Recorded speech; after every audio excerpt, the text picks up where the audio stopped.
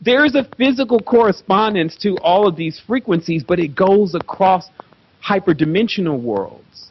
This is why you may see him as a worm on this planet, and then on another planet, he may actually be in control.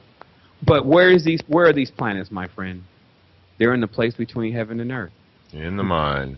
Yeah. Exactly. And so when we start to enter these fields, you don't need to ask yourself a question of, did that really happen or not? What are you using to authenticate that, first of all? Meaning that when a person has a spiritual experience and they see something occur, the first thing to ask is, did that really happen? Oh, my goodness. That is the wrong question to ask. First of all, who are you asking?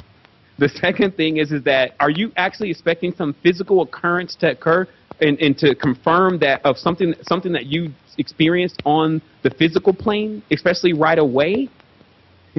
Right away does not happen here. That's what the whole thing about time is. It's basically not right away. Instant is non-time. So this is how we can identify where non-linear is. I'm already at the gate. Meaning that once you understand that you're the portal, that's why I say that eyes are a gateway to the soul. When you see someone in their eyes, you can become attracted to them. When you're attracted, then you dive in. And this is an actual thing that we're doing. So just like that, you have smaller organism that will land on your nose, bored. And if it can get, I'm polarized. If it can get all the way into your system and go all the way through your system without facing any kind of resistance, or which means immune system, then it will try you. You see what I mean? So I actually put it all back together for everyone to make it simple.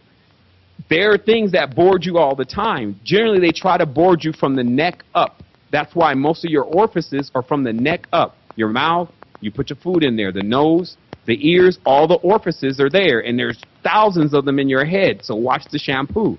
So what happens is that when you put it in, then the body strength now comes into challenge.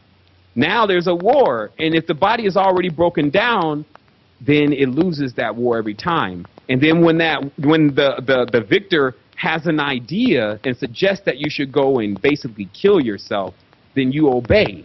And that's what we're dealing with here on this planet. So, but not for long. Seven, let me interrupt you because we're down to the last 4 minutes. One of the things I've noticed too is, like, especially when people are going through cleansings, they tend to get, for example, when people do kidney and liver cleansings, they get this anger. It's almost like an untapped anger that they don't know where it's coming from. Yeah. Or, for example, a lot of the cleansings will say, like, try to do it before the full moon.